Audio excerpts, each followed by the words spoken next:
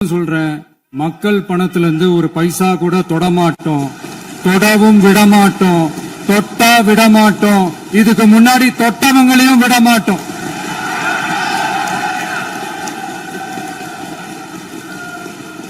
ஒவ்வொரு ஊழலா வெளியில வரும் போலயே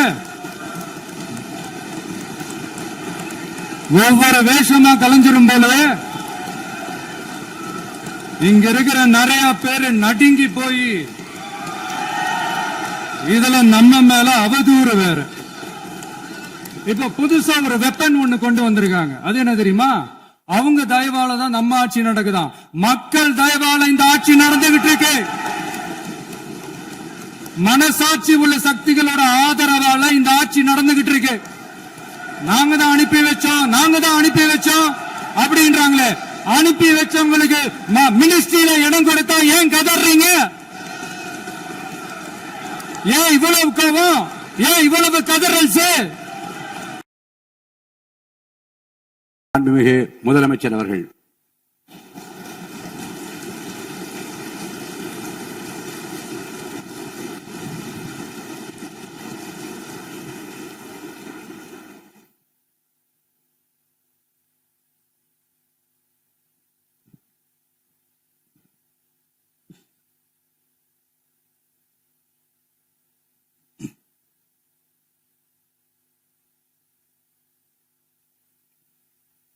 மாண்புமிகு பேரவைத் தலைவர் அவர்களே, மாபெரும் தலைவர்கள் வழிநடத்திய மாண்பும் மாபெரும் வரலாற்று சிறப்பு கொண்ட இந்த சட்டமன்ற பேரவையின் 17வது சட்டமன்ற பேரவைக்கு நம்மையும் நம்ம தமிழக வெற்றி கழகத்தை சார்ந்த சட்டமன்ற உறுப்பினர்களையும் தேர்ந்தெடுத்து அனுப்பின நிரந்தரமாக என் நெஞ்சில் குடியிருக்கும் தாயன்புமிக்க தமிழக மக்கள் அனைவருக்கும் என்னுடைய மனப்பூர்வமான நன்றிகள். 17வது சட்டமன்ற கூட்டத்தொடரின் முதல் ஆளுநர் உரையின் மீதான நன்றி தெரிவிக்கும் தீர்மானத்திற்கு பதிலுரை வழங்க வாய்ப்பளித்த மாண்புமிகு பேரவைத் தலைவருக்கு நம் வணக்கத்தை தெரிவித்துக் கொள்கிறோம். மாண்புமிகு பேரவைத் தலைவர் அவர்களே, இந்த 17வது மாமன்றத்தில் அதிகப்படியான 12 கட்சிகளை சேர்ந்த பிரதிநிதிகள் தேர்ந்தெடுக்கப்பட்டிருக்கும். நாம கொள்கை ரீதியாகவும் நிலைப்பாடு ரீதியாகவும் வேறுபட்டு இருந்தாலும் மக்கள் பணி செய்வதுதான் நம்ம எல்லாருக்கும் பிரைமரியா இருக்கிற ஒரே எய்ம். அந்த வகையில தான் நம்ம எல்லாருமே நம்ம மக்களால் அங்கீகரிக்கப்பட்டு சட்டமன்றத்திற்கு வந்திருக்கிறோம். அதனால நாம கருத்தால் வேறுபட்டாலும் மக்கள் சேவை என்ற நோக்கத்துல நம்ம மாநிலம் சார்ந்த விஷயங்கள்ல நாம எல்லாரும் ஒன்றிணைந்து பயணிச்சா நம்ம தமிழ்நாடு என்னைக்கும் எதிலையும் முதன்மை மாநிலமாக திகழும். ஆளுநர் உரைக்கு நன்றி தெரிவிக்கும் தீர்மானத்தில் பேசின மாண்புமிகு உறுப்பினர்களுக்கு நன்றி. எதிர்த்து பேசினாதான் எதிர்கட்சின்னு ப்ரூவ் பண்ண முடியும்னு நினைச்சுக்கிட்டு பேசின எதிர்கட்சியை சேர்ந்த எதிர்கட்சி தலைவர் உள்ளிட்ட மாண்புமிகு உறுப்பினர்களுக்கும் வணக்கமும் நன்றியும். பதிலுரை வழங்குற அதே நேரத்தில் நம்மள சட்டமன்ற உறுப்பினரா தேர்ந்தெடுத்த பெரம்பூர் தொகுதி மக்களுக்கு நம்மளோட நெஞ்சார்ந்த நன்றிகள். அதே மாதிரி ராஜினாமா பண்ணிட்டாலும் நம்மளை தேர்ந்தெடுத்த திருச்சி கிழக்கு மக்களுக்கும் இந்த மன்றத்தில் நம்மளோட நன்றியை பதிவு செய்கிறோம். அப்புறம் நம்மளோட அரசியல் பயணத்தை பத்தியும் கொஞ்சம் பதிவு செய்ய விரும்புகிறோம். நாம ஏதோ ஷூட்டிங்ல இருந்து நேரா வந்து சிஎம் ஆன மாதிரியே சில பேர் ஒரு இமேஜ் கிரியேட் பண்றாங்க. அவங்களுக்கு அவங்க ஆசைப்படுற லாங்குவேஜ்லயே சொல்றோம், அது வெறும் ரீல் தான், ரியல் கிடையாது. ஒரு சாதாரண நடிகனாத்தான் நம்ம கெரியர் தொடங்குச்சு. அப்புறம் அப்படியே சின்சியரா உழைச்சு மேல வந்தோம். நம்ம கெரியர்ல நாம மேல வந்ததுக்கு இந்த விஜய் ஒருத்தன் மட்டுமே காரணம் இல்ல, அவனோட உழைப்பு மட்டுமே காரணம் இல்ல. இந்த விஜயோட உழைப்புக்கும் உயர்வுக்கும் பின்னாடி இருக்கிற ஒட்டுமொத்த தமிழ்நாட்டு மக்களோட அன்பும் அரவணைப்பும் தான் காரணம். ஒவ்வொரு வீட்டில் இருக்க ஒவ்வொருத்தரும் நம்மள அவங்க வீட்டில் ஒருத்தனா ஏத்துக்கிட்டது தான் நமக்கு கடவுளும் மக்களும் தந்த மிகப்பெரிய வரம். அதுக்காகவே கடவுளுக்கு சமமான நம்மளோட சொந்தங்களான தமிழக மக்கள் அனைவருக்கும் மீண்டும் மீண்டும் நன்றி. இப்படி நம்மள தாயன்போட அள்ளி அரவணைச்ச தமிழ்நாட்டு மக்களுக்கு நாம் எப்படியெல்லாம் துணையாக இருந்தோம், எப்படியெல்லாம் மக்களோட மக்களா இருந்தோம்னு சொல்றேன். 1990ஸ்லயே ரசிகர் மன்றமா இருந்தப்பவே மக்களுக்கு துணையா நிக்க ஆரம்பிச்சோம்.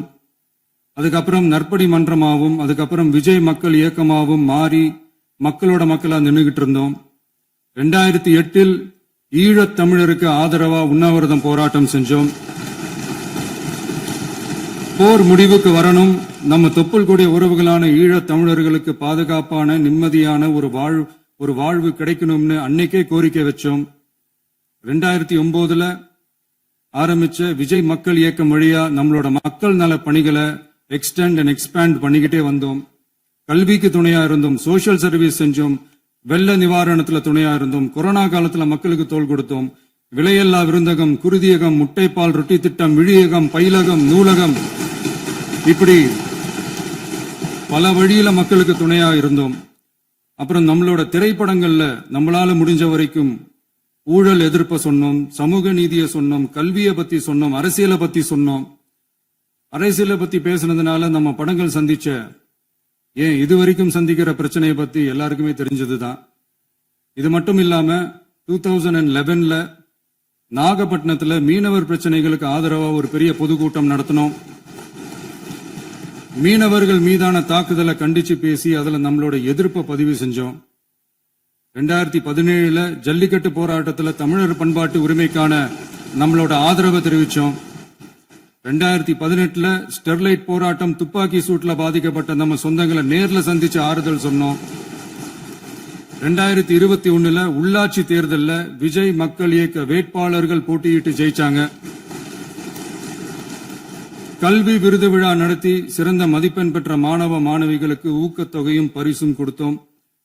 2024 தமிழக வெற்றி கழகத்தை ஆரம்பிச்ச உடனேயே CAA-வை எதிர்த்து அறிக்கை விட்டோம். அரசியல் கட்சி ஆரம்பிச்சு விழுப்புரம் மாவட்டத்தில் விக்கிரவாண்டியில நம்மளோட முதல் மாநில மாநாட்டிய வெற்றி கொள்கை திருவிழாவை நடத்தினோம். தந்தை பெரியார், பெருந்தலைவர் காமராஜர், அண்ணல் அம்பேத்கர், வீரமங்கை வேலுநாச்சியார், மக்கள் சேவகர் அஞ்சலை அம்மாள்னு நம்மளோட 5 கொள்கை தலைவர்களை அறிவிச்சோம். இந்தியாவிலே 2 பெண் ஆளுமைகளை கொள்கை தலைவர்கள் அறிவிச்ச ஒரே கட்சி நம்ம டிவிக்கு மட்டும்தான் என்ற பெருமையோடு அறிவிச்சோம். பெரியார் சொன்ன மாதிரியே அவர் சொன்னதுல நமக்கு ஏற்புடையதை மட்டும் எடுத்துக்கிட்டோம். அவரோட கடவுள் மறுப்பு கொள்கையில நமக்கு உடன்பாடு இல்லைன்னு ஓப்பனா அறிவிச்சோம். நமக்கு கடவுள் நம்பிக்கை உண்டுன்னு அறிவிச்சோம். யாரோட நம்பிக்கைக்கும் நாம் எதிரானவங்க இல்லைன்னு தெளிவா அறிவிச்சோம். பெண் கல்வி, பெண்கள் முன்னேற்றம், சமூக சீர்திருத்தம், சமூக நீதி, இப்படி பெரியாரோட கருத்துக்களை நிறையவே ஏத்துக்கிட்டோம்னு அறிவிச்சோம். அண்ணல் அம்பேத்கரோட சம வாய்ப்பு, சம நீதி, சமத்துவத்தை ஃபாலோ பண்ணுவோம்னு அறிவிச்சோம். பெருந்தலைவர் காமராஜரோட மதச்சார்பின்மையை ஏத்துக்கிட்டதோட அவரோட நேர்மையான நிர்வாகத்தையே ஒரு கொள்கையா ஏத்துக்கிட்டோம்னு அறிவிச்சோம். வீரமங்கை வேலு நாச்சியாரோட மண் மீட்பையும் சமூக நல்லிணக்கத்தையும் பின்பற்றுவோம்னு அறிவிச்சோம். மக்கள் சேவகர் அஞ்சலை அம்மாளோட விடுதலை வேட்கையையும் மக்களோட வாழ்வாதாரத்துக்காக உறுதியாக நிற்கிறதையும் பின்பற்றுவோம்னு சொன்னோம். எல்லாருக்கும் எல்லாமும் கிடைக்கணும், எம் மதமும் நம் மதம்னு சொல்லி மதச்சார்பற்ற சமூக நீதி தான் நம்ம கொள்கைன்னு அறிவிச்சோம். நம்ம கொள்கை எதிரி யாரு, அரசியல் எதிரி யாருன்னு ஓப்பனா அறிவிச்சோம். எல்லாத்துக்கும் மேல பிறப்புக்கும் எல்லா உயிர்க்கும்ன்றத நம்மளோட அடிப்படை அரசியல் கோட்பாட்டா அறிவிச்சுட்டு தான் அரசியலுக்கே வந்தோம். நம்ம மதுரை மாநாட்டில் நம்மளோட தேர்தல் அரசியல் மற்றும் ஆட்சி அதிகார அரசியல் வழிகாட்டியா அறிஞர் அண்ணாவையும் புரட்சி தலைவர் எம்ஜிஆரையும் ஏத்துக்கிட்டதா அறிவிச்சோம். அப்புறம் இன்னனையும் நாம இங்க பதிவு செஞ்சே ஆகணும். எல்லாரும் கட்சி ஆரம்பிச்சுட்டு தான் ஒவ்வொரு வீட்டுக்குள்ளேயும் போவாங்க. ஆனா நாம ஒவ்வொரு வீட்டுக்குள்ளேயும் போனதுக்கு அப்புறம் தான் கட்சியவே ஆரம்பிச்சிருக்கிறோம். ஒவ்வொரு வீட்டுல ஒவ்வொருத்தரும் நம்மள அவங்க பிள்ளையா, மகனா, அண்ணனா, தம்பியா ஏத்துக்கிட்டதும் இயல்பா நடந்துச்சு. தமிழ்நாட்டு மக்களோட மனசுக்குள்ள போறதுக்கு நாம பட்ட பாடு நமக்கு மட்டும்தான் தெரியும்.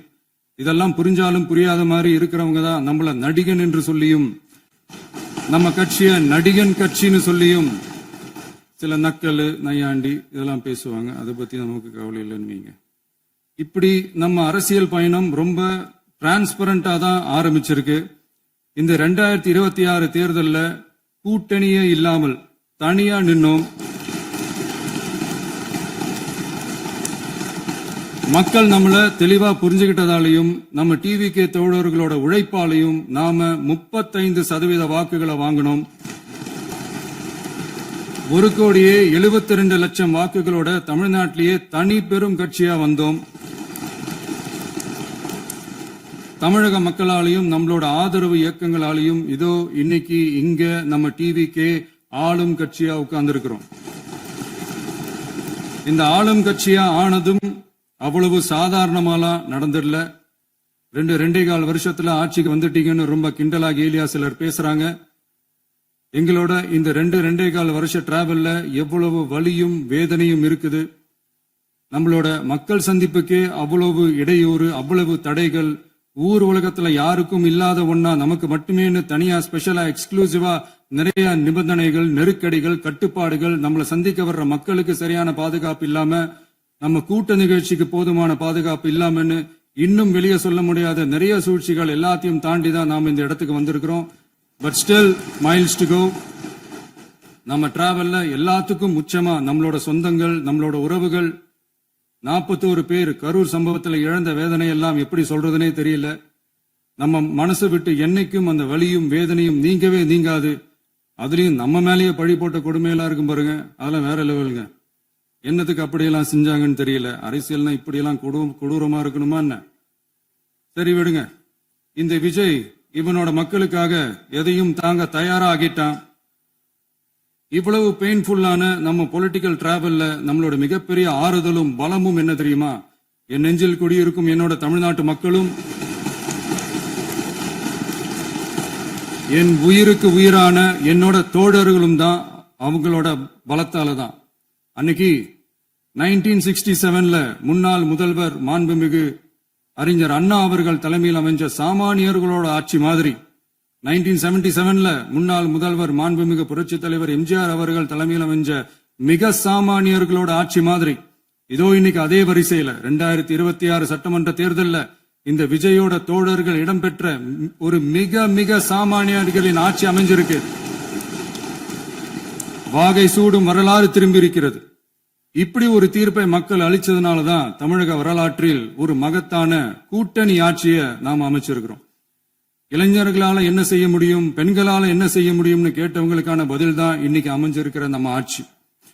ஒரே ஒரு குடும்பம் மட்டும் முக்கியம்னு சொல்றது நம்மளோட ஆட்சி அதிகார அரசியல் இல்ல. தமிழ்நாட்டில் இருக்கிற ஒவ்வொரு குடும்பமும் முக்கியம்னு சொல்றதுதான் நம்ம அரசியல். நம்மளோட ஆட்சி அதிகாரம் அதான் நம்மளோட மனசாட்சி உள்ள மக்கள் ஆட்சி. இந்த 2026 தேர்தலில் யாராலும் உடைக்கவே முடியாதுன்னு சொன்ன மதத்தை உடைச்சோம், சாதியை உடைச்சோம், முக்கியமா காசு கொடுத்து ஓட்டு வாங்குற ஒரு நச்சு கலாச்சாரத்தையே சுக்கு நூறா தூள் தூளா உடைச்செறிஞ்சோம். நாம கிளீன் கவர்னன்ஸ் அண்ட் குட் கவர்னன்ஸ்ல உறுதியா இருக்கிறோம்.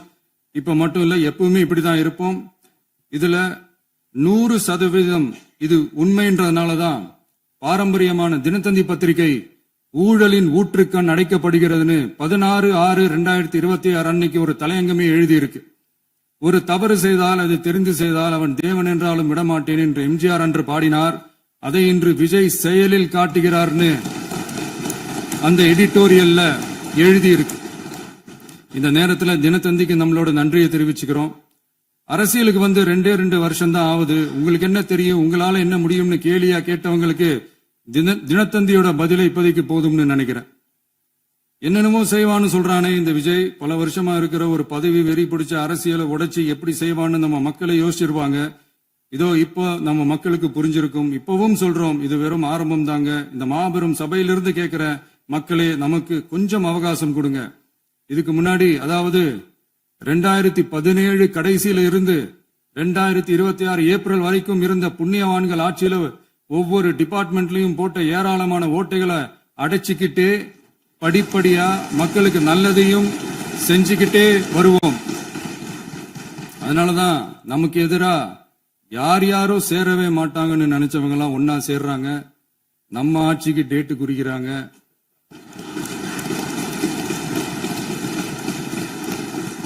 சரி, அவங்கள நம்ம மக்களே பார்த்துப்பாங்க, அது விடுங்க. நாம ஆட்சிக்கு வந்து சரியா 40 நாள் ஆகுது. அதுக்குள்ள என்ன செஞ்சீங்கன்னு கேக்குறாங்க. ஒரு லிஸ்ட் ஒன்னு சொல்றேன் கேளுங்க. பெண்கள் பாதுகாப்புக்காக சிங்கப்பெண் சிறப்பு படை, 200 யூனிட் வரை கட்டணமில்லா மின்சாரம், போதைப் பொருள் ஒழிப்புக்காக தனிப்படை, குறுவை நெல் சாகுபடியை ஊக்குவிப்பதற்காக 134.83 கோடி சிறப்பு தொகுப்பு திட்டம், வழிபாட்டு தலம், ஸ்கூல், பஸ் ஸ்டாண்ட், அதுக்கு பக்கத்துல இருக்கிற 717 மதுபான கடைகள் மூடப்பட்டன. அங்க வேலையில் இருந்தவர்களுக்கு வேறு கடைகளில் வேலை, கவனிக்கப்படாமல் விடப்பட்ட அம்மா உணவகங்கள் புதுப்பிக்கப்பட்டன. பத்திரப்பதிவு துறையில் பகல் கொள்ளைக்கு புல் ஸ்டாப் வைக்கப்பட்டுள்ளது.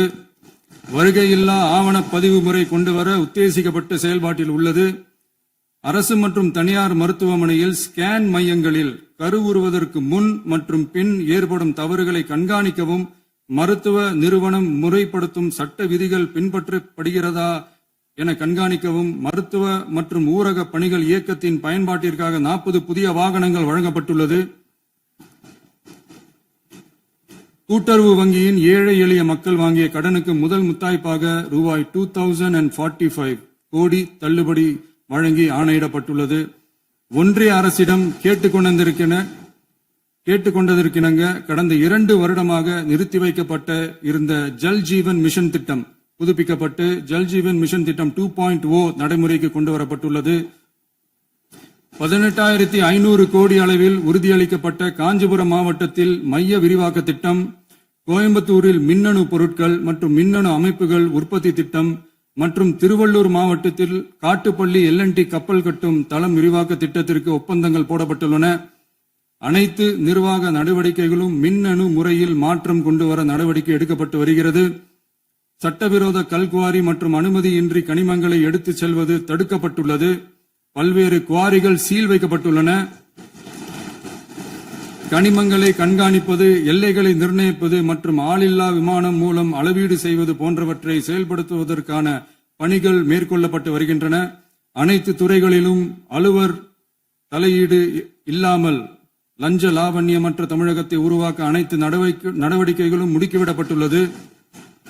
இதெல்லாம் சாம்பிள் தான், இன்னும் இருக்கு. இந்த வெறும் 40 நாளுக்குள்ளேயே இவ்வளவு செஞ்சிருக்கோம்னா இனி வர்ற நாட்கள்ல கொஞ்சம் கொஞ்சமா படிப்படியா ஸ்டெடியா உழைச்சி லஞ்சலாவணம் இல்லாத, ஊழல் இல்லாத, பெண்களுக்கு பாதுகாப்பான, சுதந்திரமான, டிரான்ஸ்பரண்டான தமிழ்நாட்டை நம்ம சொந்தங்களான தமிழக மக்களுக்கு தர்றதுதான் நம்மளோட ஒன் அண்ட் ஒன்லி டார்கெட். கண்டிப்பா அதை நிறைவேற்றியே காட்டுவோம். 8 கோடி மக்கள் நம்மளோட இருக்கிறப்போ ஏங்க அதை செய்ய முடியாது?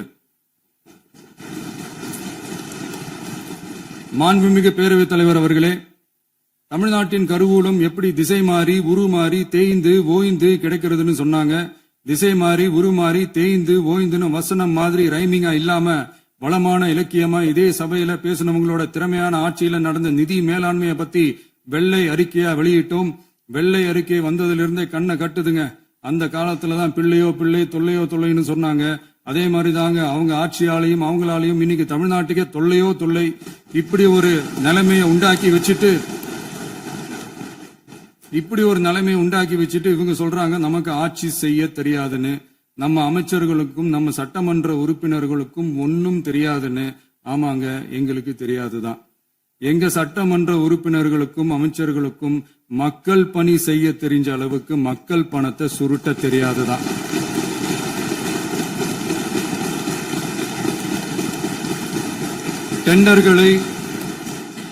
டெண்டர்களை முறைப்படுத்த தெரிஞ்ச அளவுக்கு அதோட ரேட்டை உயர்த்தி ஊழல் செய்ய தெரியாதுதான்.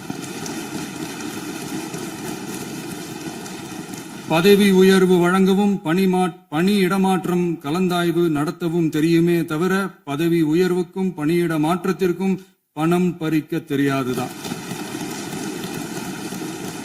புதிய பணியிடங்கள் உருவாக்க தெரியுமே தவிர அந்த பணியிடங்களை பணத்துக்கு விற்க தெரியாதுதான். கோயில்கள்ல நடக்கிற நிர்வாக சீர்கேட்ட தடுக்க நீங்க பேசுங்க, நீங்க கண்டிப்பா பண்ணுங்க. கோயில்கள்ல நடக்கிற நிர்வாக சீர்கேட்ட தடுக்க தெரியுமே தவிர கோயில் பணத்தை கொள்ளையடிக்க தெரியாதுதான். தங்கத்தை உருக்கி தாரை வார்க்க தெரியாதுதான். கனிம வளத்தை பாதுகாக்க தெரிஞ்ச அளவுக்கு கனிமத்தை வித்து கொள்ளையடிக்க தெரியாதுதான். அரசு வருமானத்தை அரசு கஜானாவுக்கு மாத்த தெரிஞ்ச அளவுக்கு அந்த பணத்தை தனிப்பட்ட கஜானாவுக்கு மடை மாத்த தெரியாதுதான். போதை கலாச்சாரத்தை தடுக்க தெரிஞ்சவங்களுக்கு போதை கலாச்சாரத்தை வளர்க்க தெரியாதுதான். நம்ம குடும்பத்தில் இருக்கிற பாட்டி, அம்மா, அக்கா, தங்கச்சி, குழந்தைகளை, பெண்களை மதிக்க தெரிஞ்சவங்களுக்கு ஓசி பஸ், 1000 ரூபாய் கேஸ், இப்படி எல்லாம் பேச தெரியாதுதான்.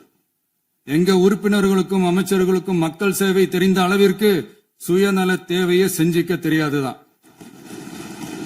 அதனாலதான் சொல்றோம், எங்களை பார்த்து எதுவும் தெரியாதுன்னு சொல்றவங்களுக்கு சொல்றோம், இதெல்லாம் எங்களுக்கு தெரியாதுதான். உங்களை மாதிரி முறைகேடுகளை செய்யறத நாங்க தெரிஞ்சுக்கவும் போறதில்ல, தெரிஞ்சுக்கவும் ஆசைப்படல. அத கடைசி வரைக்கும் எங்களுக்கு தெரியாமலே இருந்துட்டு போகட்டும். அதனால நாங்களும் எங்க மக்களும் வெரி வெரி ஹாப்பி தான். மாண்புமிகு பேரவைத் தலைவர் அவர்களே, எதிர்ப்பவர்கள் எதிர்க்கட்சி என்பதற்காக எங்கள் ஆட்சி மீது 1000 பழி போடலாம். ஆனாலும் தமிழக மக்களுக்கு உண்மையை உணர்த்த வேண்டியது நம்மளோட கடமை. மின்வெட்டை பொறுத்தவரை தமிழ்நாடு மின்மிகை மாநிலமாக இருந்தாலும் கடந்த காலங்களில் ஏற்பட்ட நிர்வாக குளறுபடிகளும் மின்சார சாதனங்கள் மற்றும் மின் மாற்றிகளில் ஏற்படும் பழுதாலும் வேண்டுமென்றே சிலரின் நடவடிக்கைகளாலும் இந்த மின்வெட்டிற்கு காரணமாக உள்ளது. மின் விநியோக மீட்பு நடவடிக்கைகளை ஒருங்கிணைப்பதற்காக எதிர்பாராமல் இரவு நேரங்களில் ஏற்படும் மின் தடங்களை விரைந்து சரி செய்வதில் 10 உயர்மட்ட கண்காணிப்பு குழுக்கள் மற்றும் 125 சிறப்பு மின் தடை நீக்க ரோந்து வாகனங்கள் வழங்கப்பட்டு 24 மணி நேரமும் கண்காணிக்கப்படுகிறது. கூடுதலாக தற்போது 77 புதிய மின் தடை நீக்க மையங்களும் உருவாக்கப்பட்டுள்ளன. விரைவில் இந்த மின்வெட்டு நிலைமை அறவே நீக்கப்படும். மாண்புமிகு பேரவைத் தலைவர் அவர்களே, நம்ம விவசாயிகள் எல்லாரும் நம்மள நல்லா புரிஞ்சுக்கிட்டு தமிழக வெற்றி கழகத்தை ஏத்துக்கிட்டாலும் எதிர்கட்சிகளோட தூண்டுதலால சில இடங்கள்ல சில போராட்டங்கள் நடக்குது. எதிர்கட்சிகள் என்னதான் சித்து வேலை செஞ்சாலும் விவசாய பெருமக்கள் எல்லாரும் நம்ம ஆட்சி அவங்களுக்கான ஆட்சி தான் நல்லா புரிஞ்சுதான் வச்சிருக்கிறாங்க. இந்த வருஷம் எல் நினோ விளைவா எப்பவும் இருக்கிறத விட இந்த டைம் மழை குறையுங்கிறதையும் நம்ம விவசாயிகள் உணர்ந்துதான் இருப்பாங்க.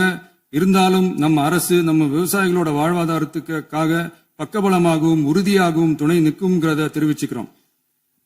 நம்ம தமிழகத்தில் ஏற்கனவே நடந்த அதி அற்புதமான சூப்பரான நிர்வாக திறன் கொண்ட 50 வருஷ அரசியல் அனுபவம் கொண்ட 2.0, 3.0, 4.0 பல 0.0 மாடல் ஆட்சி நடத்த கனவு கண்டவங்களோட அட்டகாசமான ஆட்சிக்காரங்க பல்வேறு விதமான நிதி நெருக்கடியை நம்ம மக்களுக்கும் நமக்கும் பரிசா கொடுத்துட்டு போய் இருந்தாலும் கூட்டுறவு வங்கிகளின் மூலம் 75,000 வரை பயிர்கடன் பெற்று குறு சிறு இதர பெரு விவசாயிகளுக்கு 100% முழுமையான பயிர்கடன் தள்ளுபடியும் 75,000ற்கு மேல் கடன் பெற்றவர்களுக்கு குறைந்தபட்சமாக 35,000 பண பயன் கிடைக்கும் அளவிற்கு மொத்தம் 14,43,504 விவசாயிகளுக்கு ரூபாய் 5,932.23 கோடி பயிர்கடன் தள்ளுபடி வழங்கப்பட்டுள்ளது.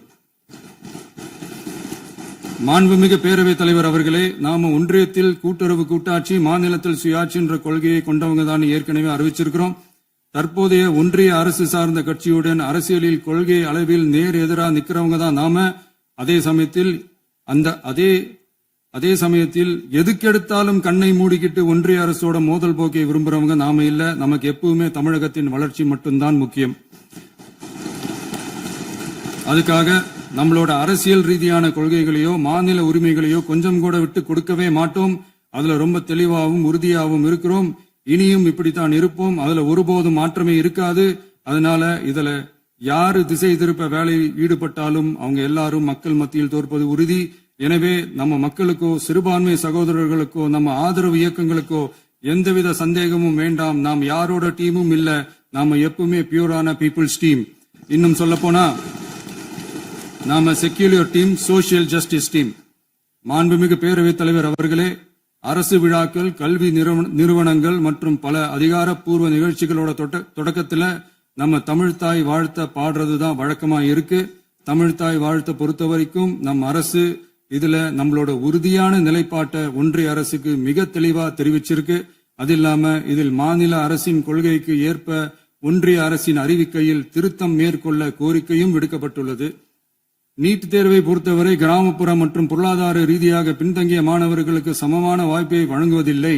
மருத்துவ கல்வியில் சமூக நீதி மற்றும் சம வாய்ப்பை நீட் பாதிக்கிறது என்பதை உணர்கிறோம். எனவே மருத்துவ படிப்புகளுக்கான சேர்க்கையை 12ஆம் வகுப்பு மதிப்பெண்களின் அடிப்படையில் நடத்த வேண்டும் என்று நமது அரசு வலியுறுத்தி வருகிறது. மத்திய அரசிடம் நீட்டிலிருந்து தமிழ்நாட்டிற்கு விலக்கு வழங்க வேண்டும் என்று கோரிக்கை விடுத்துள்ளது. மாண்புமிகு பேரவைத் தலைவர் அவர்களே, பேரறிஞர் அண்ணா அவர்கள் தலைமையிலான அரசு 1968இல் இருமொழி கொள்கையை நடைமுறைப்படுத்தியது. தமிழ் ஆட்சி மொழி, தமிழ் மொழியை பாதுகாப்பது, மாணவர்களுக்கு ஆங்கிலத்தின் மூலம் உலக அளவிலான வாய்ப்புகளை வழங்குவது, எந்த ஒரு மொழியையும் கட்டாயமாக திணிப்பதை தவிர்ப்பது மற்றும் எதிர்ப்பது, நிலத்தின் மொழி மற்றும் பண்பாட்டு அடையாளத்தை பேணுவது என்பதை நம் தமிழக வெற்றிக் கழக ஆட்சி ஏற்றுக்கொண்டுள்ளது. எனவே தமிழ்நாட்டில் தமிழ் ஆட்சி மொழி மற்றும் இருமொழி கொள்கை என்பதில் நமக்கு மாற்று கருத்தே இல்லை. மாண்புமிகு பேரவைத் தலைவர் அவர்களே, கடந்த 11/6/2026 அன்று நடந்த நிதி ஆயோக் கூட்டத்தில் தமிழ்நாடு அரசின் சார்பாக கலந்து கொண்டு வறுமையற்ற தமிழ்நாடு இயக்கம் உருவாக்க தேவையான நிதியையும், தமிழ்நாட்டுக்கு 2 எய்ம்ஸ் மருத்துவமனைகளை தருமாறும், மருத்துவம் மற்றும் பல் மருத்துவ படிப்பிற்கு 12ஆம் வகுப்பு மதிப்பெண் அடிப்படையில் இடங்களை நிரப்புதல் குறித்தும், செயற்கை நுண்ணறிவு தொடக்க நிறுவன வளர்ப்பு மையங்கள் தமிழ்நாட்டில் அமைக்கவும், இளைஞர் திறன் மற்றும் வேலைவாய்ப்பு இயக்கம் செயல்படுத்த வேண்டியும், பெண்கள் தலைமையிலான வளர்ச்சி குறித்தும், மீனவ சமுதாயங்களின் வாழ்வாதாரம் மற்றும் மீன்பிடி படகுகள் மற்றும் மீனவர்களை விடுவித்தல் குறித்து நிரந்தர நடவடிக்கை எடுக்க வேண்டியும், காலநிலை தாங்கும் தன்மை பெருந்திட்டம் 2045இல் கீழ் விண்வெளி உற்பத்தி மையத்தை தேசிய விண்வெளி உற்பத்தி மையமாக அறிவிக்க கோரியும், தமிழ்நாட்டில் சாலை போக்குவரத்து, நெடுஞ்சாலை மற்றும் ரயில்வே அமைச்சகத்தின் மேம்பாட்டு குறித்தும், அனைத்து கிராமங்களையும் டிஜிட்டல் இணைப்பு வசதி ஏற்படுத்துதல் குறித்தும், கூட்டு குடிநீர் திட்டம் தொடரவும், அரசின் விழாக்களில் தமிழ்தாய் வாழ்த்துக்கான முதலிடத்திற்கான கோரிக்கையும், மேகதாது அணை கட்டுமான நிறுத்தத்தை உறுதிப்படுத்தவும், மாநிலத்தின் மீது மும்மொழி கொள்கையை வற்புறுத்தாமல் புதிய கல்விக் கொள்கையை திணிக்காமல் தமிழகத்திற்கான கல்வித் தொகை ரூபாய் 3284 கோடியை விடுவிக்க கோரியும், ஆண்டுதோறும் 5 லட்சம் இளைஞர்களுக்கு உதவித் தொகையுடன் கூடிய பணியினை தொழில்நுட்ப பயிற்சி வழங்க ஒத்துழைப்பு வழங்குமாறும், ஒகேனக்கல் 3ஆம் கட்ட கூட்டு குடிநீர் திட்டத்திற்கான நிதி ரூபாய் 2283.40 விடுவிக்கவும், வேலை வாய்ப்பு மற்றும் வாழ்வாதாரத்துக்கான உத்தரவாத திட்டத்தின் கீழ் வேலை வாய்ப்புகளை உருவாக்க உடனடி நடவடிக்கை மேற்கொள்ள வேண்டியும் மற்றும் திருக்குறளை தேசிய இலக்கியமாக அறிவிக்குமாறும் தமிழ்நாடு சார்பில் பேசியுள்ளோம் என்பதை தெரிவித்துக் கொள்கிறோம். மாண்புமிகு பேரவைத் தலைவர் அவர்களே, அண்டை மாநிலங்களுடனான நட்புறவு ஒரு மாநிலத்தின் வளர்ச்சிக்கும் நாட்டின் ஒற்றுமைக்கும் மிகவும் அவசியமானது. தமிழ்நாடு தனது அண்டை மாநிலங்களுடன் நதி நீர் பங்கீடு, பொருளாதாரம், கல்வி, கலாச்சாரம் மற்றும் போக்குவரத்து துறைகளில் நல்லுறவை பேணி வருகிறது. பரஸ்பர மரியாதை, ஒத்துழைப்பு மற்றும் கூட்டாட்சி தத்துவத்தின் அடிப்படையில் அண்டை மாநிலங்களுடனான நட்புறவை வலுப்படுத்தவும் நமது ஆட்சியில் காக்கப்படுகிறது. மாண்புமிகு பேரவைத் தலைவர் அவர்களே, சட்டம் ஒழுங்கை பத்தி பேச்சு வந்தது.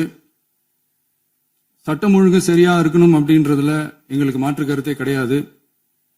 கண்டிப்பா லா அண்ட் ஆர்டர் கரெக்டா இருக்கணும், கரெக்டா இருக்கும், இருக்க வைப்போம்.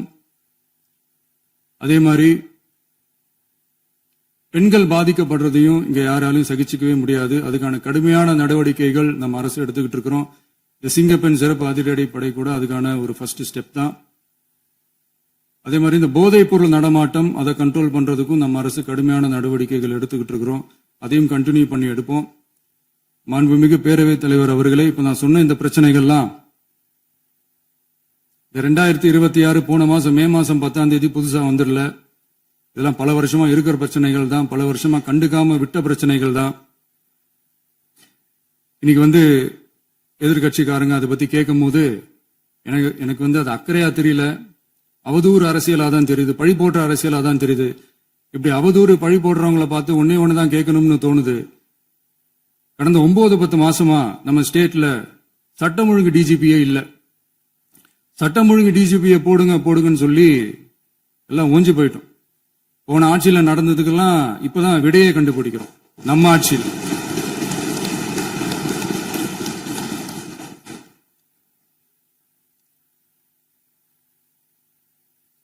இந்த போதைப் பொருள் நடமாட்டம் எல்லாம் தாறுமாற அப்படியே பரவி கொட்டி கிடக்குது. இதெல்லாம் இனிஷியல் ஸ்டேஜ்லயே யார் கண்ட்ரோல் பண்ணிருக்கணும்? போலீஸ் டிபார்ட்மெண்ட் அப்ப யார் கையில இருந்தது? இத்தனை கேள்வி நம்மளை பார்த்து கேட்கறாங்களே, ஒரே ஒரு கேள்விதான் நான் கேட்கணும்னு தோணுது. போலீஸ் டிபார்ட்மெண்ட்டை கையில வச்சுக்கிட்டே பிகினிங்லயே இனிஷியல் ஸ்டேஜ்லயே இந்த போதைப் பொருள் நடமாட்டத்தை ஏன் கண்ட்ரோல் பண்ணல? மனசாட்சி உள்ளவங்க இந்த பிரச்சனையெல்லாம் ஏன் நடக்குதுன்றது அவங்களுக்கே நல்லா தெரியும். இன்னைக்கு சட்டம் ஒழுங்கை பத்தி கேள்வி கேட்க கூடாதா அப்படின்னா தாராளமா கேட்கலாம். இது ஜனநாயக அரசு, மன்னராட்சி எல்லாம் கிடையாது, மனசாட்சி உள்ள மக்களாட்சி. அதனால கேள்வி கேட்கலாம், எல்லாருக்கும் எல்லா உரிமையும் உண்டு. விமர்சனம் செய்யலாம், எல்லாருக்கும் எல்லா உரிமையும் உண்டு. ஆனா நம்ம ஆட்சியில என்ன நடவடிக்கைகள் எடுத்திருக்கோன்றது தெரிஞ்சுக்கிட்டு அதுக்கு ஏத்த மாதிரி ஒரு நடுநிலையா பேசுனீங்கன்னா கொஞ்சம் நல்லா இருக்கும். சட்டம் ஒழுங்கை பத்தி யாருக்கு என்ன யோசனை இருந்தாலும், மக்கள் நலனுக்காக யாருக்கு என்ன யோசனை இருந்தாலும் அதை தாராளமாக சொல்லலாம். நம்ம அரசு அது காது கொடுத்து கேட்கும். ஆனா நம்ம அரசனுடைய நிர்வாகத்திறன் அதை பத்தி பேசுறவங்களுக்கு இந்த ஊரடிச்சு உலையில போட்டு ஊழல் மேல ஊழலா செஞ்சுக்கிட்டு அதுல இருந்து தப்பிக்கிறதுக்கு பேர் தான் நிர்வாகத்திறன் அப்படின்னு சொன்னா, அப்படிப்பட்ட ஒரு ஊழல் செய்யற நிர்வாகத்திறனை நம்ம அரசு ஒரு நாளும் செய்யாது. பொட்டி பெட்டியா பணத்தை வச்சுக்கிட்டு, பெட்டியை வச்சு எல்லாம் செஞ்சுக்கிட்டு, போதைப் பொருள் பாதுகாவல் கழக மாடல் அரசாங்கம் செஞ்ச ஒவ்வொரு ஊழலா வெளியில வந்துகிட்டு இருக்கு. டாஸ்மாக்ல அது என்னப்பா அது பேரு, பார்ட்டி ஃபண்ட் கட்சி நிதி அப்படின்ற பேர்ல அடிச்ச கொள்ளையெல்லாம் ஒண்ணா இப்போ கவர்மெண்டோட கஜானாவுக்குள்ள கொண்டு சேர்த்துக்கிட்டே இருக்கிறோம்.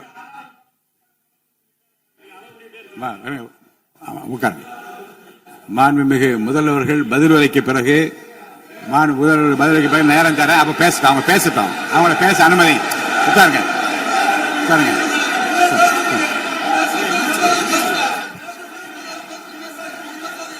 மாண்புமிகு அலோவ் பண்றேன் உட்காருங்க. மாண்பு உறுப்பினர்கள் நீங்க இங்க உட்காருங்க, அமைதியா உட்காரு. நீங்க எல்லாம் உட்காருங்க, உட்காருங்க உட்காருங்க. மாண்புமிகு நீங்க எல்லாரும் உட்காருங்க. அமைதியா உட்காருங்க. இருங்க, உட்காருங்க. அப்புறம் நீங்க என்ன உட்காருங்க, நான் கொடுப்பேன், உட்காருங்க. நான் பாயிண்ட் ஆஃப் ஆர்டர் கொடுங்க, நான் கொடுக்கிறேன். உட்காருங்க.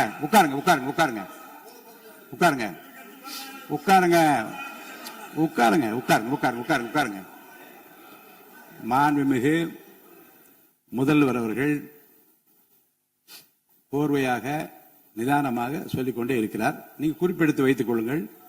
பேசி முடித்தவுடன் நான் உங்களுக்கு அவகாசம் தருகிறேன். நீங்க ஒண்ணு சொல்லுங்க, என்ன என்று நீங்க சொல்லுங்க. சொல்லுகிற வாய்ப்பை நான் உங்களுக்கு தருகிறேன். இப்பொழுது மாண்புமிகு முதலமைச்சர் உங்கள் உரையை தொடரலாம்.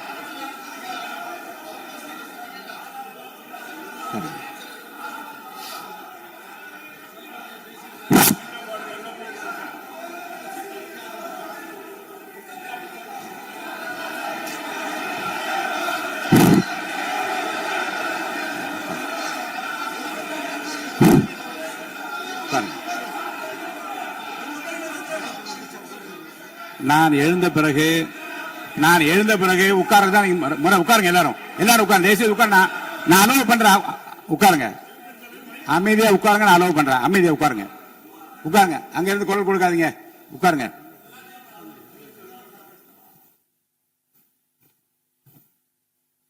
இனிமையான இந்த விவாதத்தில்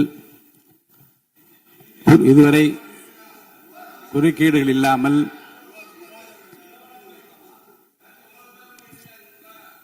கொஞ்சம் அமைதியா இருங்க. மாண்புமிகு முதல்வர் அவர்கள் பேசி முடித்தவுடன் பாயிண்ட் ஆஃப் ஆர்டர் கேட்டிருக்கேன், நான் அனுமதிக்கிறேன். எதிர்கட்சி தலைவருக்கு மட்டும் நான் அனுமதி தருகிறேன். அவர் எழுந்து பேசலாம். முதலமைச்சர் நீங்க கண்டினியூ பண்ணி முடிக்கலாம். நீங்க எல்லாரும் எழுந்துச்சீங்கன்னா சரி வராது. உட்காருங்க, நான் சொல்லியிருக்கேன்.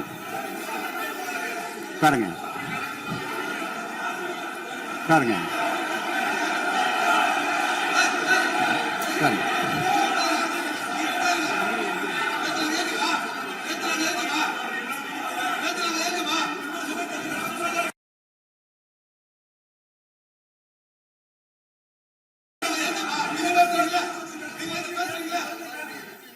மாண்புமிகு உறுப்பினர்கள் மாண்பு உறுப்பினர் அமைதி காக்க வேண்டும். நேற்று எதிர்க்கட்சி தலைவர் பேசுகிற போதும் அவர் பேசுகிற எல்லாவற்றுக்கும் நான் அனுமதி அளித்தேன்.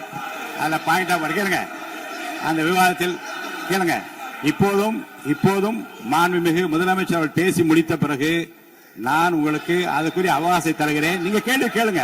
கேட்கிற உரிமையும் விளக்கத்தை பெற்றுக்கொள்ள உரிமை உங்களுக்கு இருக்கிறது. அதற்கு அவகாசம் நான் தருகிறேன்.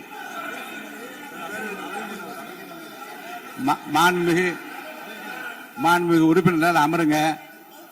நான் என் தீர்ப்பை சொல்லுகிறேன். மாண்புமிகு முதலமைச்சர் அவர்கள் பேசி முடித்தவுடன் எதிர்க்கட்சி தலைவருக்கு அந்த வாய்ப்பை நான் தருகிறேன். நிச்சயமா அந்த கேள்வி கேட்கலாம். உட்காருங்க எல்லாரும். பேரவை முன்னவர் பேசுங்க.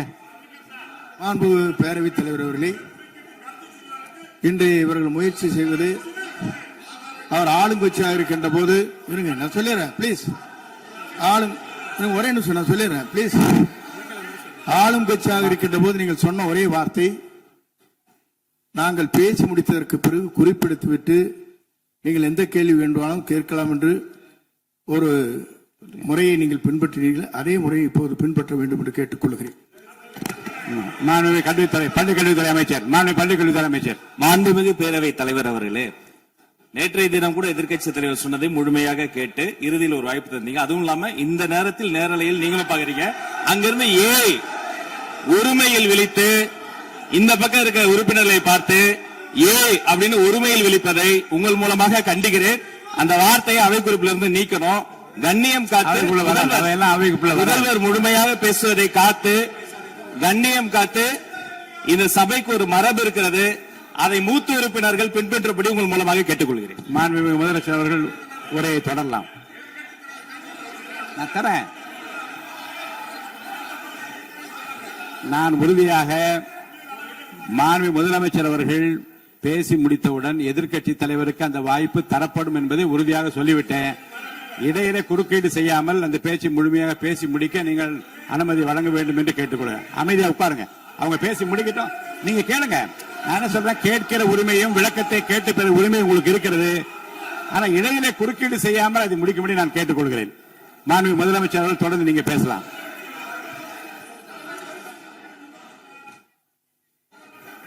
எதிர்க்கட்சி தலைவர் அவர்கள் உங்கள் கட்சியினுடைய உறுப்பினரை அமைதிப்படுத்த வேண்டும் என்று நான் கேட்டுக்கொள்கிறேன். உங்களுக்கு வாய்ப்பு தரவில்லை என்றால் அவர் எழுந்து நிற்பதில் நியாயம் இருக்கு. வாய்ப்பு தரப்போகிறேன். நான் முதலமைச்சர் அவர்கள் பேசி முடித்தவுடன் உங்களுக்கு வாய்ப்பு தரப்படும். அது வரைக்கும் உங்களுடைய உறுப்பினரை அமைதி காக்க நீங்கள் தான் பார்த்துக் கொள்ள வேண்டும். மாண்புமிகு அவை முன்னவர். மாண்புமிகு பேரவைத் தலைவர் அவர்களே, அவர் அப்போது சொன்னது வேறு, இப்போது நடந்து கொள்கிற முறைகள் வேறாக இருக்கிறது. அன்றைக்கு அவர் சொல்லுகிற போது அமைச்சர் அத்தனை பேரும் பேசி முடித்ததற்கு பிறகு உங்களுடைய கருத்துக்கள் ஏதாவது தெரிவிக்கலாம். இப்போது பின்பற்றினால் நன்றாக இருக்கும். நீங்கள் அதற்காகத்தான் சொன்னீர்கள். முதலமைச்சர் பேசியதற்கு பிறகு எதிர்க்கட்சி தலைவர் அவர்கள் பேசுவதற்கு வாய்ப்பளிக்கிறோம் என்று சொல்லியிருக்கிறார்கள். ஆகவேதான் அந்த வாய்ப்பை நீங்கள் இல்ல அது பதில் சொல்லணும்னு கேட்டிருக்காங்க. பதில் சொல்லணும் சொல்லியிருக்காங்க. பதில் சொல்லினா தங்க பிரச்சனை இல்ல. அப்படி இல்ல. ஆகவே இல்ல நேற்றைய தினம் நீங்கள் அப்படி பேசிக் கொண்டது ஆறாவது இல்ல. நேற்றைய தினம் உங்கள் பேசுகிற போது ஆறாவது குறுக்கிட்டார்களா?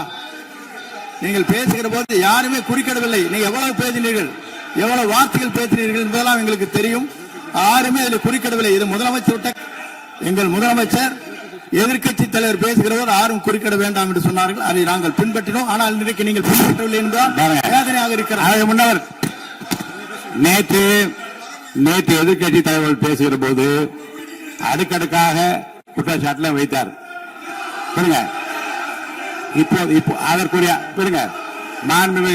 மாண்புமிகு பொதுப்பணித்துறை அமைச்சர் கூட காலையில் அலுவலகத்தை சந்தித்து அவர்கள் சாட்டிய குற்றச்சாட்டுகளுக்கெல்லாம் ஆதாரங்களை எல்லாம் நான் கொண்டு வந்திருக்கிறேன் என்று சொன்னேன். நான் நேற்று அந்த விஷயம் நேற்றோடு முடிந்து விட்டது. ஆதாரங்களை கொடுங்கள்.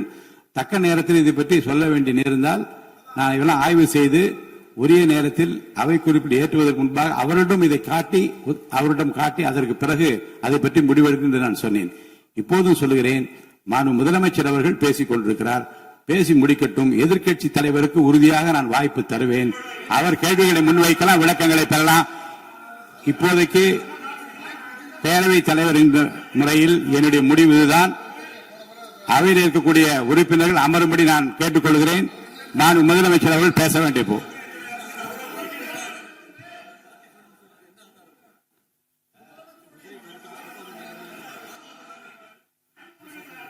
மாண்புமிகு இருங்க, அதை முன்னவர் முடிக்கிட்டாங்க. பேரவைத் தலைவர் அவர்களே, நேற்றைய தினம் நீங்கள் முழுமையாக பேசினீர்கள். உங்கள் பேச்சுக்கள் எப்படி இருந்தது என்பதும் நாடு அறியும். இருந்தாலும் கூட நாங்கள் அமைதியாக இருந்தோம். இல்ல நீங்க இருங்க, ஒவ்வொரு வார்த்தைக்கு இருங்க. நீங்க மின்வெட்டையில நீங்க சொன்னீங்க, உங்களுடைய முன்னாள் அமைச்சர் ஆற்காடு வீராசாமி இருக்கிற போது மின்வெட்டால் தான் நாங்கள் ஆட்சியே மாறியது என்றெல்லாம் சொன்ன கதையெல்லாம் இருக்கு. அதெல்லாம் சொன்னோம்னாங்க, நாங்களே அமைதியா இருந்தா. அதுக்காக நீங்க தயவு செய்து எதிர்கட்சி தலைவருக்கு வாய்ப்பளிக்கிறார்கள். அந்த வாய்ப்பை நீங்கள் அவர் முதலமைச்சர் பேசுவதற்கு பிறகு பேசினால் அழகாக இருக்கும். அவை முன்னர் பள்ளி கல்வித்துறை அமைச்சர் மாண்புமிகு பேரவைத் தலைவர் அவர்களே, அவர் ஒரே ஒரு வார்த்தையை தான் சொன்னார். பார்ட்டி ஃபண்ட் என்ற வார்த்தையை கேட்டு எதிர்க்கட்சி நண்பர்கள் கோபப்படுகிறார்கள். ஆனால் அதன் மீது உங்களுக்கு பாயிண்ட் ஆஃப் ஆர்டர் தருவதாகவும் நீங்கள் சட்டப்பேரவைத் தலைவர் சொல்கிறீர்கள். நேற்றைய தினம் இதே போல வெற்றி தலைவர் அவர்களினுடைய வழிகாட்டில் வளர்ந்த நாங்கள் சகிப்புத்தன்மையோடு, அவர்கள் பல வார்த்தைகள் சொன்னார்கள். புதிதாக சோஃபா மாடல் என்றார்கள், குதிரை பேரம் என்றார்கள், எத்தனையோ வார்த்தைகள் சொன்ன போது சகிப்புத்தன்மையோடு அதை கேட்டு பொறுமையாக இருந்தோம். இவர்கள் குதிரை பேரம் எல்லாம் அவைக்குள் நீக்கப்பட்டு விட்டது. சரி, சோஃபா மாடல் என்று சொன்னார்கள். ஆதாரம் கேட்டு இப்படி எழுந்து நாங்கள் கொந்தளிக்காமல், ஒரு சட்டமன்றத்தில் ஒரு உறுப்பினர் எப்படி நடந்து கொள்ள வேண்டும் என்பதற்கு எடுத்துக்காட்டாக தமிழக வெற்றி கழகத்தின் உறுப்பினர்கள் நடந்து கொண்டார்கள். இப்போது மதிப்பிற்குரிய எதிர்க்கட்சி தலைவர் அவர்களே, உங்களூடாக நான் கேட்பது என்னவென்றால், அவர்களினுடைய கட்சி உறுப்பினர்களை அவர் அமைதிப்படுத்தி முதல்வர் அவர்கள் உரையை முழுமையாக கேட்டு சகிப்புத்தன்மைக்கு சட்டமன்றத்தில் இந்த பக்கம் மட்டுமல்ல அந்த பக்கமும் எடுத்துக்காட்டாக இருப்பதற்கு அவர் வழிவகை செய்ய வேண்டும் என்று உங்கள் மூலமாக கேட்டுக்கொள்கிறேன். நான் பொதுப்பணித்துறை அமைச்சர்.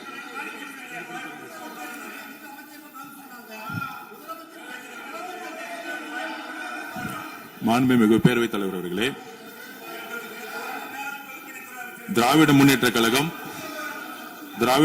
கழகம் முதல் நாளில் இந்த சபையுடைய மரபையும் பாரம்பரியத்தை பற்றியும் நமக்கு வகுப்படுத்தார்கள். அந்த மரபுப்படி எங்களுடைய தலைவருடைய வழியில் இந்த சட்டசபையுடைய நிகழ்வுகளில் நாங்கள் கலந்து கொண்டிருக்கிறோம். நேற்றைய எதிர்க்கட்சி தலைவர் பேசும்பொழுது எவ்வளவோ வார்த்தைகள் உண்மைக்கு புறம்பாக, சட்டத்திற்கு எதிராக ஒரே நிமிஷம் பேசுறேன். சட்டத்திற்காக பேசும் பொழுது நாங்கள் அமைதியாக இருந்தோம். ஒரு 2-3 முறை தான் அவரு பேசும்போது மினிஸ்டர்கள் நின்னாங்க. ஆனா இன்னைக்கு மாண்புமிகு முதலமைச்சருடைய முதல் உரை, கடந்த 4 நாட்களாக திராவிட முன்னேற்ற கழகம் முதலமைச்சர் ஏன் பேசலன்னு சொல்லிட்டே இருந்தாங்க. இன்னைக்கு பேச ஆரம்பிச்ச உடனே அவர் சொன்ன வார்த்தை பார்ட்டி ஃபண்ட் சொன்னார். எந்த பார்ட்டின்னு சொல்ல. ஆனா அந்த வார்த்தைகள் சொல்லி முடிஞ்ச உடனே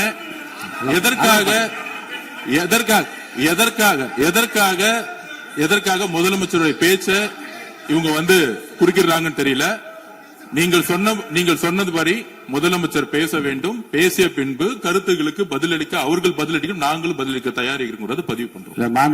மாண்புமிகு முதலமைச்சர் அவர்கள்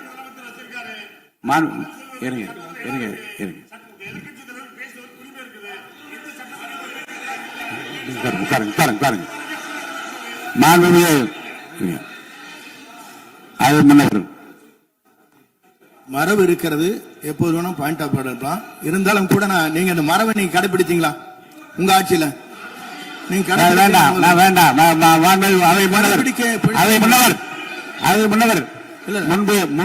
முன்பு எப்படி நடந்தால் என்பதை பற்றியோ, முன்பு நடந்த நிகழ்வுகள் பற்றியோ நீங்கள் சொல்லி மீண்டும் இந்த அவையினுடைய மாண்பை குறைக்க வேண்டாம் என்று நான் கேட்டுக்கொள்ள வேண்டாம். இப்போது உள்ள பிரச்சனை, மாண்பு முதலமைச்சர் அவர்கள் தன்னுடைய பேச்சை உறுதி செய்து முடிக்க வேண்டும். அவர் முடித்த பிறகு எதிர்க்கட்சி தலைவருக்கு நான் நிச்சயமாக வாய்ப்பு தருவேன். அவர் கேள்வி கணக்குகளை தொடுக்கலாம், சந்தேகங்களை கேட்கலாம், விளக்கம் தருவதற்கு மாண்பு முதலமைச்சர் அவர்கள் தயாராக இருக்கின்றார். அமைதியாக என்னை அமரும்படி நான் கேட்டுக்கொள்கிறேன். இப்ப நான் அனுமதிக்க முடியாது. நான் முதலமைச்சர் உரையை தொடரலாம்.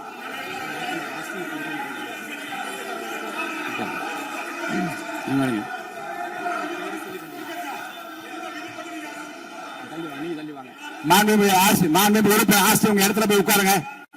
மாண்புமிகு உறுப்பினர் ஆஸ்டின், நீங்க ஒரு மூத்த உறுப்பினர், சபை விதிகளை நன்கு தெரிந்த ஒரு உறுப்பினர், நீங்க போய் இடத்துல உட்காருங்க. முதல்ல மாண்புமிகு முதலமைச்சர் அவர்கள் உரையை தொடரலாம். இப்போது எந்த விதமான பாயிண்ட் ஆஃப் ஆர்டர்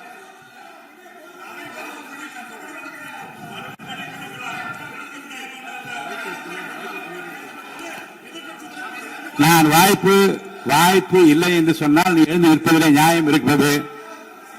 உட்காருங்க. வாய்ப்பு உறுதியாக எதிர்க்கட்சி தலைவருக்கு பாயிண்ட் ஆஃப் ஆர்டர் மட்டுமல்ல, உட்கார்ந்து அவர் பேசிய பேச்சுக்களை என்னென்ன இருங்க, என்ன என்ன என்ன என்ன என்ன உங்களுக்கு சந்தேகம் இருக்கிறதோ, வினாக்கள் இருக்கிறதோ அதை நீங்க கேட்கலாம்.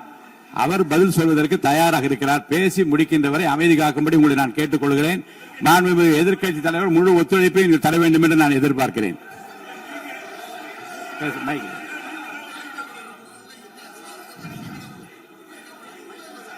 மைக் கொடுங்க. மாண்புமிகு எதிர்க்கட்சி தலைவர், பேரவைத் தலைவர், நீங்க உட்காருங்க. நேற்று நான் பேசும்போது சில அமைச்சர்கள் குறுக்கிட்டு பேசினாங்க, அதற்கு நீங்க அனுமதி கொடுத்தீங்க. அது மாதிரி இன்னைக்கு முதலமைச்சர் பேசும்போது சில வார்த்தைகள், தவறான வார்த்தைகள் பேசுறாரு. அவர் பார்ட்டி ஃபண்ட் அப்படின்னு சொல்லியிருக்கிறாரு. அவர் அமைச்சர் அந்த பார்ட்டி ஃபண்ட் எந்த பார்ட்டின்னு கூட சொல்ல தைரியம் இருந்தா சொல்லுங்க, நாங்க அதெல்லாம் ஃபேஸ் பண்ண தயாரா இருக்கோம். எதையும் ஆதாரத்தோடு எதையும் பேசுங்க. நீங்க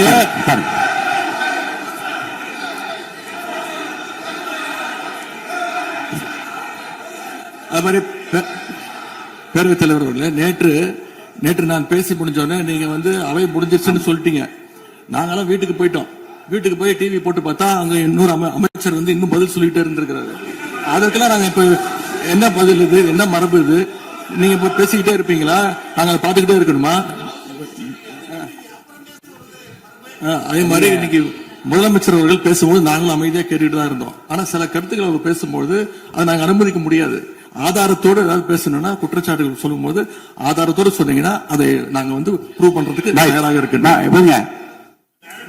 மாண்புமிகு உறுப்பினர் அவர்கள் இருங்க. நேற்று மாண்புமிகு எதிர்க்கட்சி தலைவர்கள் பேசியதும், மாண்புமிகு பொதுப்பணித்துறைகள் பேசியதும் ஆதாரம் இல்லாமல் பேசக்கூடாது என்று நான் சொன்னேன். ஆய்வு செய்து நீக்கப்பட வேண்டியது நீக்கும் என்று சொன்னேன். இப்போது மாண்புமிகு முதல்வர் அவர்கள் பேசி முடிக்கட்டும். நீங்கள் கூறிய கருத்துப்படி அதில் ஆதாரங்கள் இல்லாத குறிப்பாக இருந்தால் அது நீக்குவதற்குரிய உரிமை எனக்கு இருக்கிறது. ஆய்வு செய்து நான் நடவடிக்கை எடுப்பேன். இப்போது மாண்புமிகு முதலமைச்சர் அவர்கள் பேசலாம். இந்த டாஸ்மாக் மாதிரியே பல டிபார்ட்மெண்ட்லயும், மறுபடியும் சொல்றேன், கட்சி நிதின்ற பேர்ல அடிச்ச கொள்ளைய ஒன்னா கவர்மெண்டோட கஜானாக்குள்ளேயே கொண்டு சேர்த்துக்கிட்டே இருக்கிறாங்க. இப்பவும் சொல்றேன், மக்கள் பணத்துல இருந்து ஒரு பைசா கூட தொடமாட்டோம், தொடவும் விடமாட்டோம், தொட்டா விடமாட்டோம், இதுக்கு முன்னாடி தொட்டவங்களையும் விடமாட்டோம்.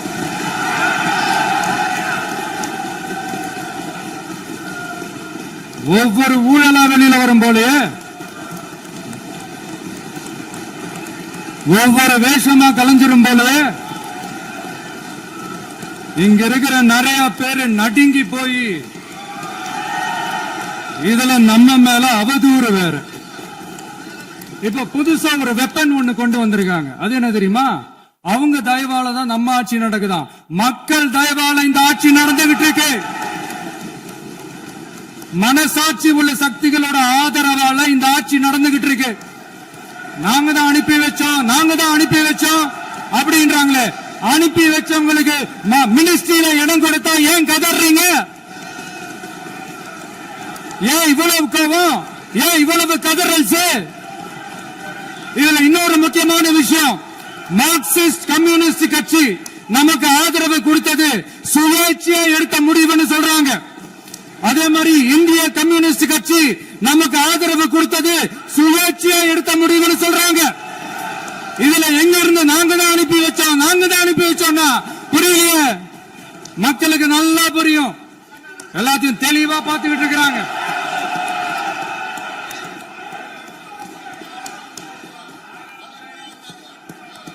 முதலமைச்சர் கண்டினியூ பண்ணலாம். மாண்பு முதலமைச்சர்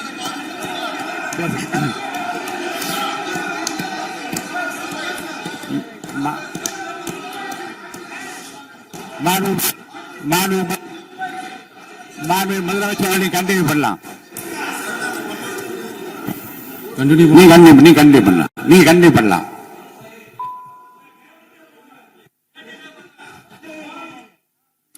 இந்த சமூக நீதி அரசுன்னு சொல்றவங்களை பார்த்து கேக்குறேன், நம்ம பட்டியலின சகோதரர்களுக்கு எத்தனை அமைச்சர் பதவி கொடுத்தீங்கன்னு கொஞ்சம் சொல்ல முடியுமா? ஆனா நம்மளுடைய அரசுல 8 அமைச்சர் பதவிகள் யாருக்கு? நம்ம பட்டியலின சகோதரர்களுக்கு. எல்லாம் நம்ம அண்ணன், நம்ம தம்பி, நம்ம தங்கச்சிங்க.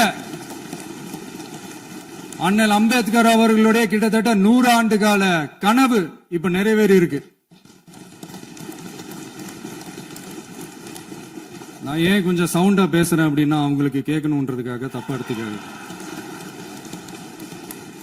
அதே மாதிரி பெண்களோட பாதுகாவலர் நாங்க தான் அப்படின்னு சொல்லிக்கிறவங்களை கேட்கிறேன், எத்தனை பெண்களுக்கு அமைச்சர் பதவியில இடம் கொடுத்தீங்க கொஞ்சம் சொல்ல முடியுமா? எங்க அரசுல 4 சகோதரிகளுக்கு அமைச்சர் பதவி கொடுத்திருக்கிறோம்.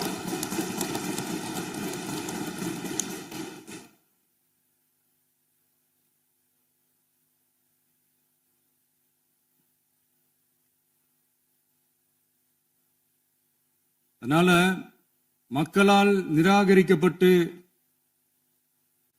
மக்களால் அகற்றப்பட்டவங்களுக்கு ஒண்ணு சொல்லிக்கிறோம், தப்பே செய்ய மாட்டோம், ஊழலே செய்ய மாட்டோம், நேர்மையா தான் இருப்போம், நியாயமா தான் இருப்போம் அப்படின்னு சொல்றவங்களால மட்டும்தான் கூட்டணி ஆட்சி அமைக்க முன்வரும். ஆட்சியிலையும் பங்கு, அதிகாரத்திலையும் பங்கு கொடுக்க முன்வரும்.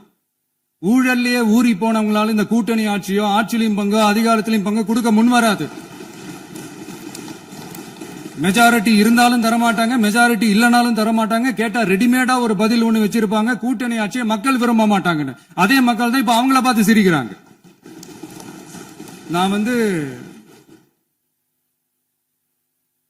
பதவி ஏத்த அன்னைக்கு கொஞ்சம் டைம் அவகாசம் கேட்டேன்.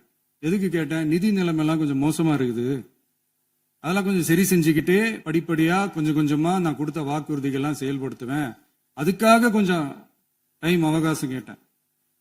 நான் ஏதோ வேற எதுக்காகவோ வேற யாருக்காகவோ ஏதோ அவகாசம் கேட்ட மாதிரி. அடுத்து இங்க சபையில இல்லாதவங்களை பத்தி பேச வேண்டாம்னு நினைக்கிறேன்.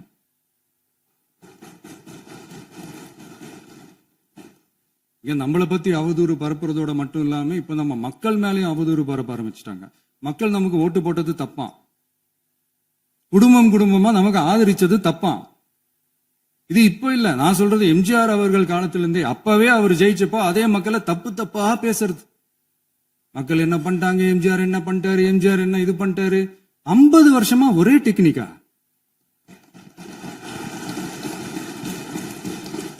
டெக்னாலஜி எல்லாம் மாறி வேற எங்கேயோ போயிட்டு இருக்கு பஸ். இதுல கொஞ்சம் டெக்னிக்காச்சும் கொஞ்சம் மாத்தினா கொஞ்சம் நல்லா இருக்கும்.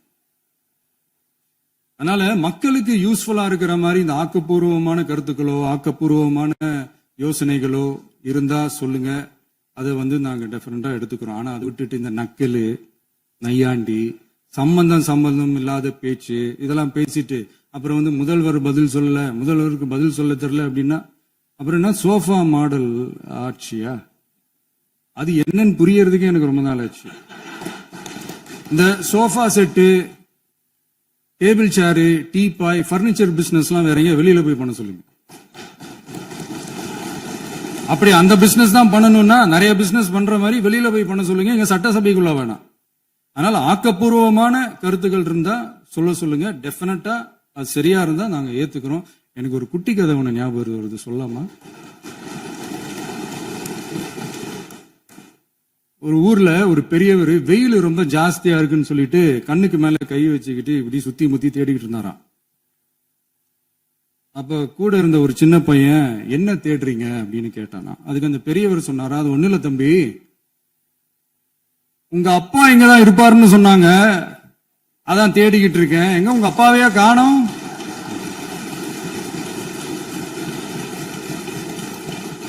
இல்ல அந்த எங்களுக்கும் நக்கலா நையாண்டியா சம்பந்தம் இல்லாத குட்டி கதை இதெல்லாம் எங்களுக்கும் பேச தெரியும். அந்த கதையில பெரியவர் அப்படி சொன்னாராம், தப்பா எடுத்துக்காதீங்க. அந்த கதையில பெரியவர் அப்படி கேட்டாராம். அதனால யாரும் இங்க டென்ஷன் ஆக வேணாம். அதனால இன்னொரு இந்த என்னுடைய உரையை முடிக்கிறதுக்கு முன்னாடி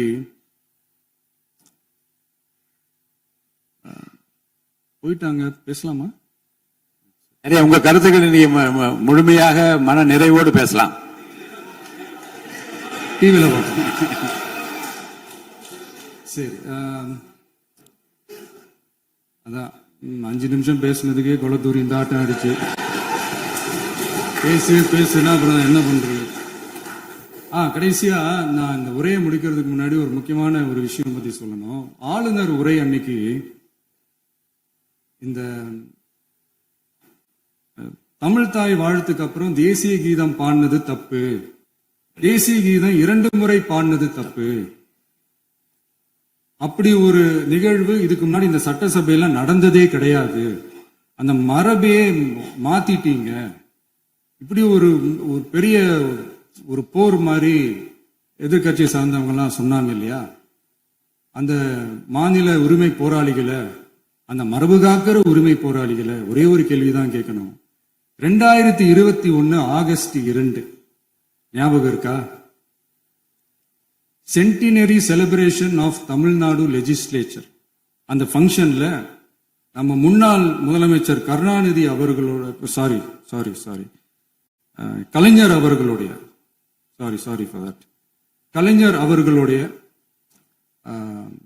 புகைப்படத்தை மாண்புமிகு குடியரசுத் தலைவர் திறந்து வைக்கிற ஒரு ஃபங்க்ஷன். அந்த ஃபங்க்ஷன்ல national anthem followed by Tamil Thai Vazhthu அப்படின்னு அறிவிச்சது ஞாபகம் இருக்கா?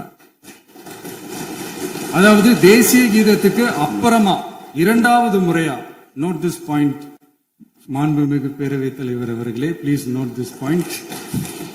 தேசிய கீதத்துக்கு அப்புறம் 2வது முறையாக தமிழ் தாய் வாழ்த்து பாடப்படும் அப்படின்னு சொன்னது ஞாபகம் இருக்கா? அதுவும் முத்தமிழ் அறிஞர் அப்படின்னு சொல்ற நம்ம கலைஞர் அவர்களுடைய அந்த புகைப்படம் வெளியிட்டு விழாவில் அவர் இருந்த இதே சபையில தமிழ 2வது இடத்துக்கு தள்ளினது யாருன்னு ஞாபகம் இருக்கா? அது மட்டும் இல்ல, அந்த தேசிய கீதத்தை நாட்டுப்பண் நேஷனல் ஆந்தம்னு சொல்லி அதே ஃபங்க்ஷன்ல கடைசியா ஃபங்க்ஷன் முடியும் போது செகண்ட் டைம் தேசிய கீதம் பாடினதும் ஞாபகம் இருக்கா? இதே அவையில் தான், அது அவை குறிப்பிலும் இருக்கிறது, இதே அவையில் தான் நடைபெற்றது. இந்த தக்க நேரத்தில் இந்த ஆதாரங்களை அளித்த மாண்பு முதல் அவர்களுக்கு நன்றியை தெரிவித்துக் கொள்கிறேன். டவுட் இருந்தா இந்த புக்கை பார்த்து தெரிஞ்சுக்கலாம். அதனால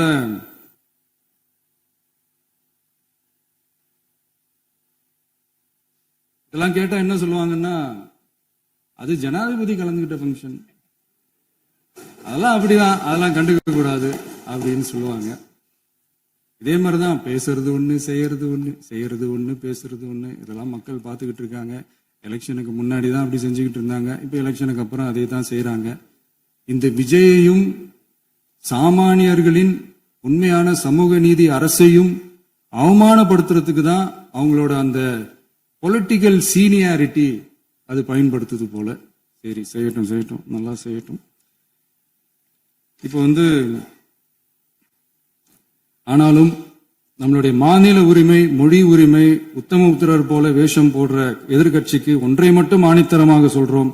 உங்களை மாதிரி தமிழ்னு சொல்லிக்கிட்டு, மொழி, பண்பாடு, கலாச்சாரம்னு சொல்லிக்கிட்டு ரெட்டை வேஷம் போடுறவங்க நாங்க கிடையாது. உலகெங்கும் வாழும் என் தமிழ் சொந்தங்களுக்கு நம்முடைய உத்தரவாதம் தமிழ் தான் எங்க உயிர் நாடி அப்படின்றத மறக்க மாட்டோம்.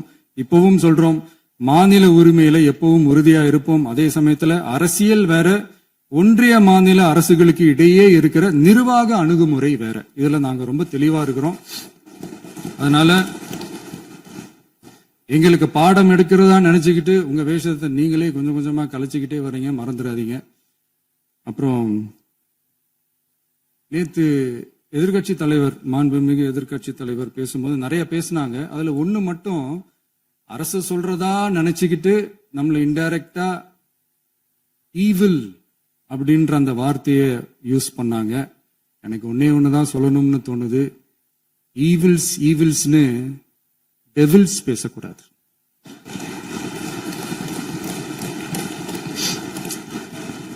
அவங்க இருந்திருந்தா ஒரு ஆக்ஷன் பண்ணணும்னு எனக்கு தோணுச்சு. எல்லாரும் போயிட்டாங்க. பர்மிஷன் பண்ணலாமா? இப்பவும் பண்ணலாம், ஒண்ணும் தப்பு இல்ல.